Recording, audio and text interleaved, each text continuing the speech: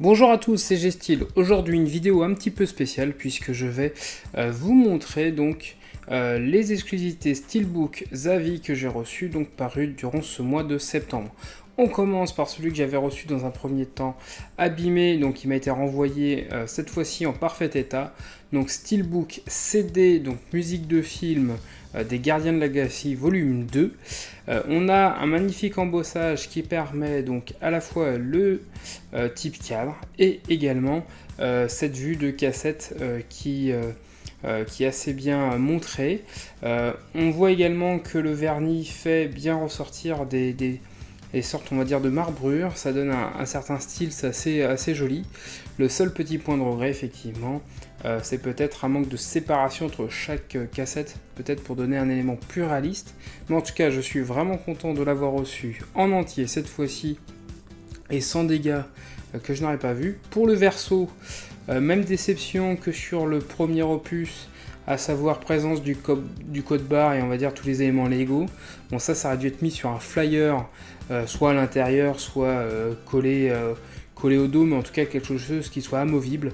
La tranche, alors comme elle est petite, c'est difficile à montrer, mais en gros, les Gardiens de la Galaxie volume 2, c'est assez sobre, ça fait le job. Maintenant, ça aurait pu être encore un peu plus lisible, mais en tout cas, bonne première réception.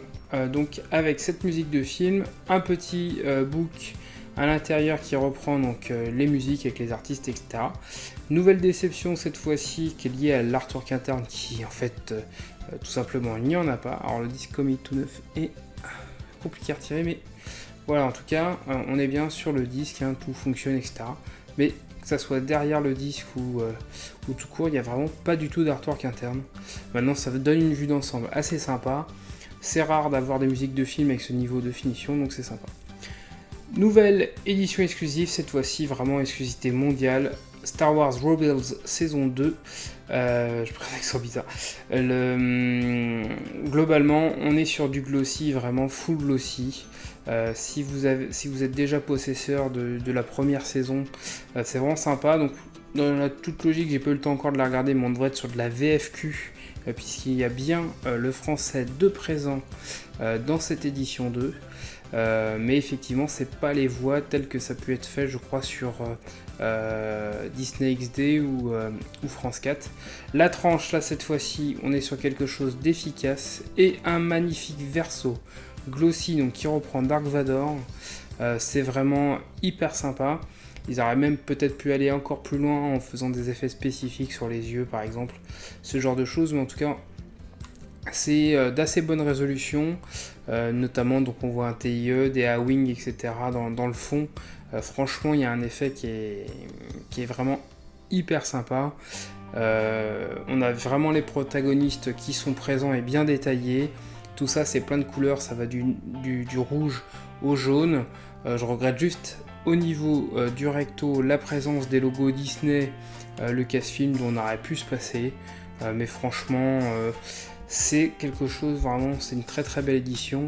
Quand on est fan de Star Wars et de cette série que je trouve beaucoup mieux faite au niveau de l'histoire et plus intéressante que certains des nouveaux films Disney.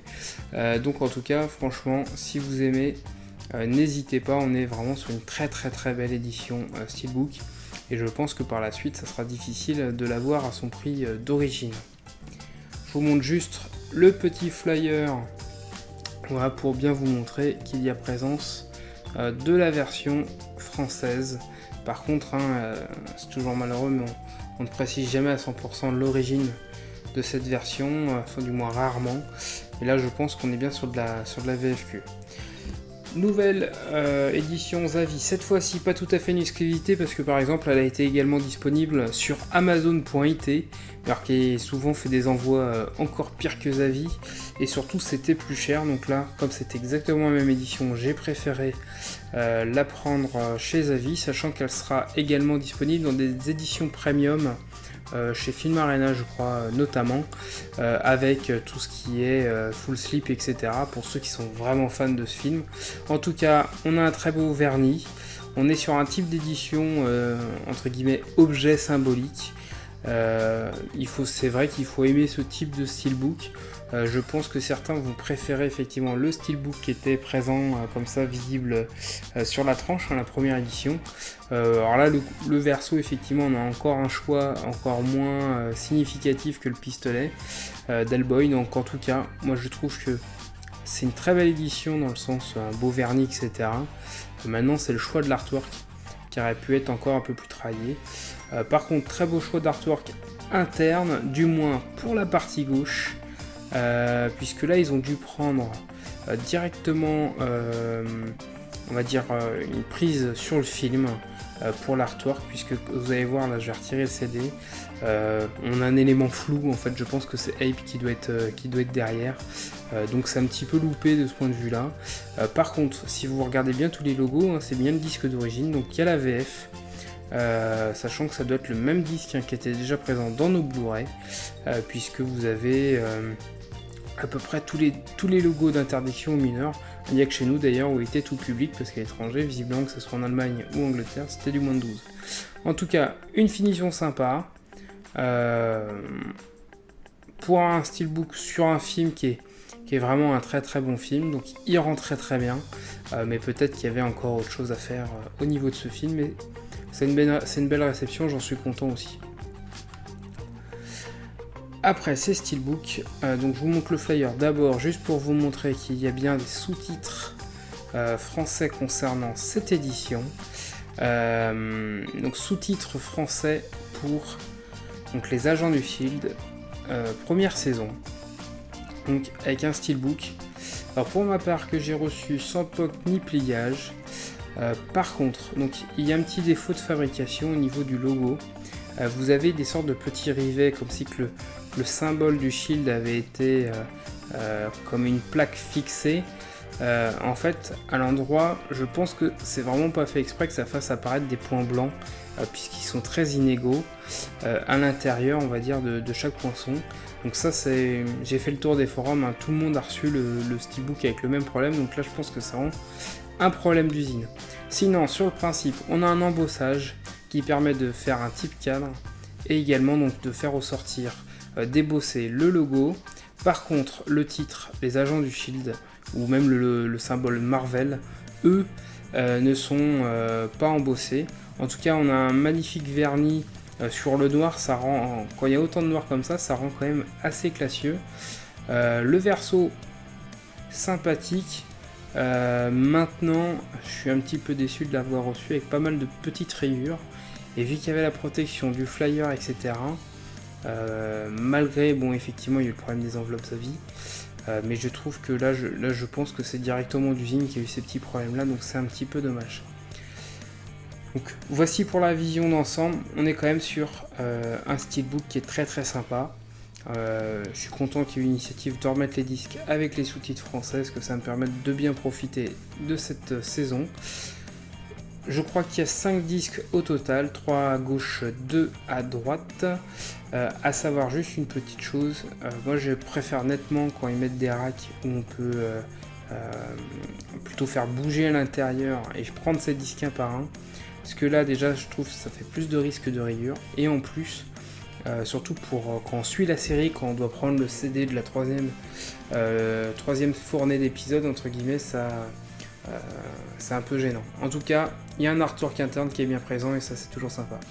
Et je finis, pas par le plus connu, hein, bienvenue chez Robinson, c'est pas forcément le Disney le plus connu, mais au niveau du travail, hein, je vous montre rapidement l'artwork interne et je reviens au steelbook en lui-même sur la partie externe, mais franchement, au niveau travail steelbook, là je vous montre de l'intérieur, c'est pour que vous deviniez d'avance tout le travail d'embossage qui a été fait.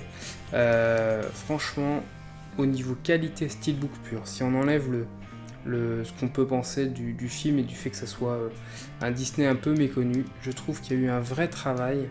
Là je vous montre directement l'ensemble puisque le verso est également sobre mais réussi, donc ça c'est assez sympathique.